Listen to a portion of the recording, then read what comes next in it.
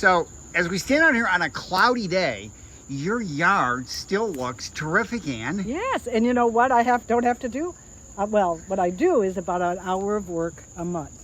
So right now it could use a little TLC, but right here to the behind me on my left-hand side, Ted, you'll see there's a whole bunch of smooth hydrangeas. And these fill in very nicely in the shade for people who like have shade in their garden, but they'll also do good well in sun. And then they look all the way through the winter. You'll have those mop heads showing up, so it's kind of a nice look for your garden. And then right here we've got sweet pepper bush that's starting to bloom, and the bees, you can see the bees are on them. They love it. So a lot of pollinators on that. And then down here is called this is called turtle head. It hasn't bloomed yet, but it'll bloom this really pretty purple in about another week or so. And so then we've got ferns and so on. But you know what I really want to talk about today is planning your garden. Actually, you and I had this talk a little bit yesterday about thinking ahead and not just going to the nursery and picking out something that's blooming. So when I planned this garden, first of all, I wanted to have interest year-round. I wanted to have scent year-round if I could. And I wanted to have things that looked massing, like I've got this massing together. Notice I've got some there and some here. It's not just one line, so your eye moves, but there's a plan here. People may come into my garden and go, what a mess, and maybe they will, but let's back up and take a look at another area that I call my meadow, and it's blooming very nicely right now. And this is the time of year that a lot of people's gardens just kind of look dead. Yeah. But this is called Black-Eyed Susan, or Rudbeckia. And this is the end of the coneflowers. You can see they're fading out now. But there's still some that are purple. And what a gorgeous area, though. yeah, so this is going to take care of itself pretty much every year. In the winter, if you'll remember, there's nothing here. The birds kind of beat it down.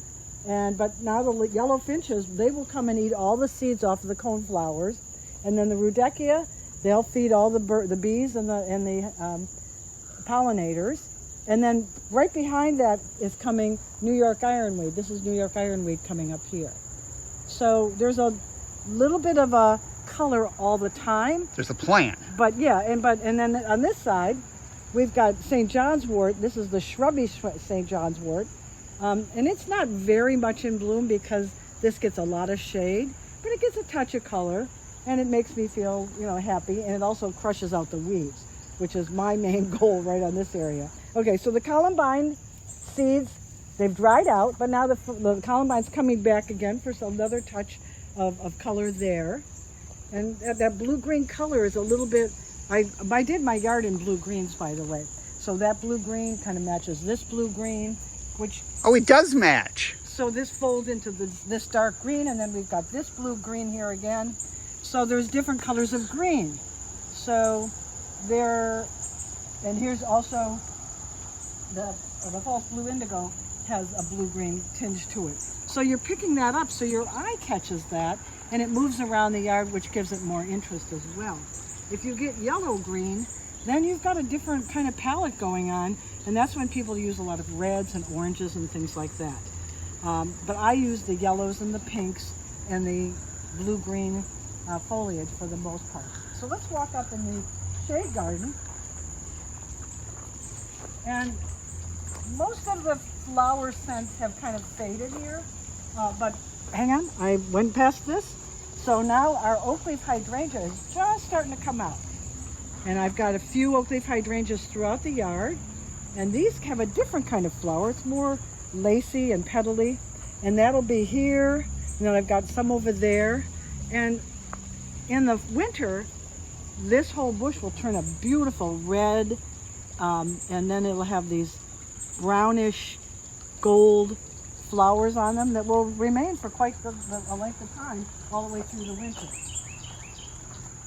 And now we're in what we call the shade garden in our yard. And this has kind of gotten quiet because of, we had azaleas that bloomed in the spring, we had a redbud, dogwood. But see, you can see the Rudbeckia came up here and decided they'd like to kind of enjoy this garden too, and I let them. I'm not going to be this purist that says, oh, you have to be here and you have to be there, because that gives a little pop of color that makes my heart feel a little happy. And then back there, we've got your winterberry that you can see is starting to berry up, and then will turn red in about another month or so, and so that is going to give me my winter color. And then this is a witch hazel, and that's got that blue-green color again. You can see it next to my Christmas ferns that have that darker green. And then if you want a pop of color near your house, I took coleus. And these are just 3 plants that I put in here. They're 2 feet tall, so they're on steroids, and I never know why. But this is for shade. This is a perfect plant to put here.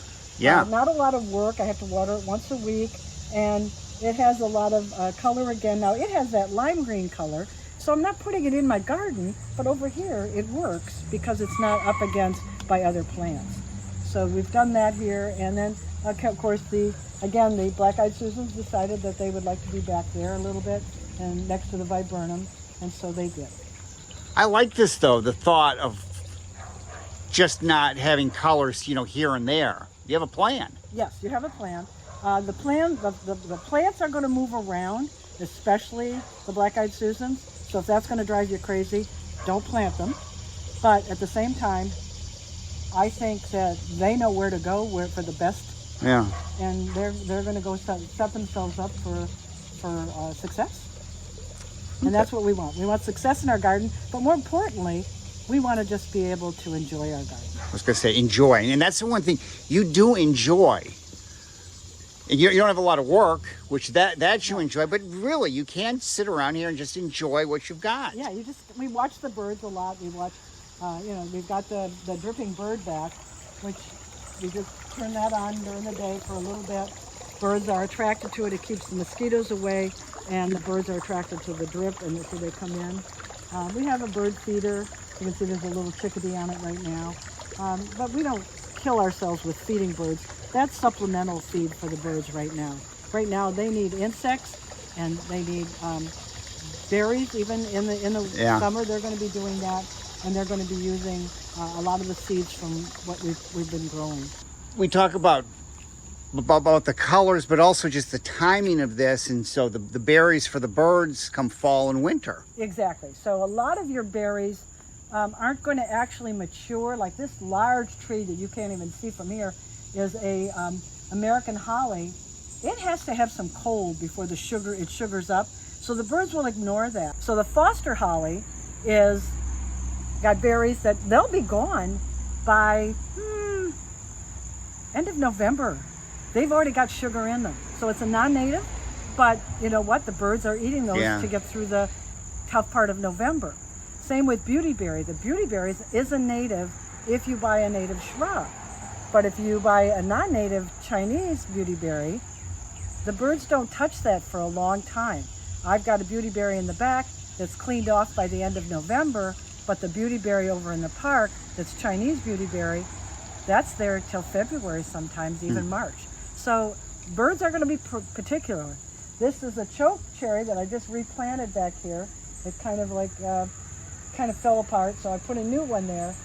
They won't eat that till late March because the choke cherry, the birds choke on it because it's too bitter. But they eventually will come in and take advantage of that. Whether it's birds or insects, there's a pattern here, and you're helping.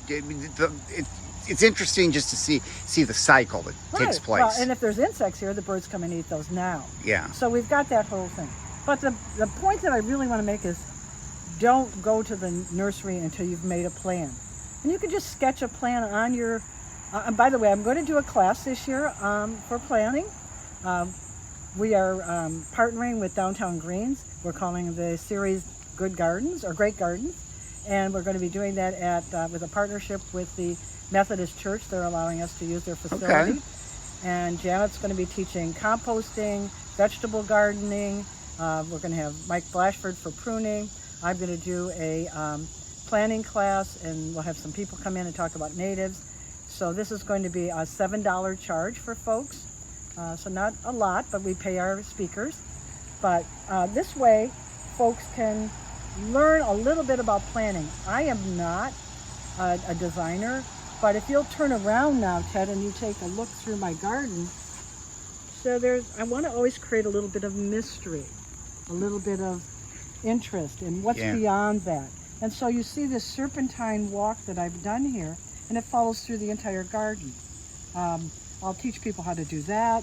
I use certain things. I love rocks in the garden. I love bridges.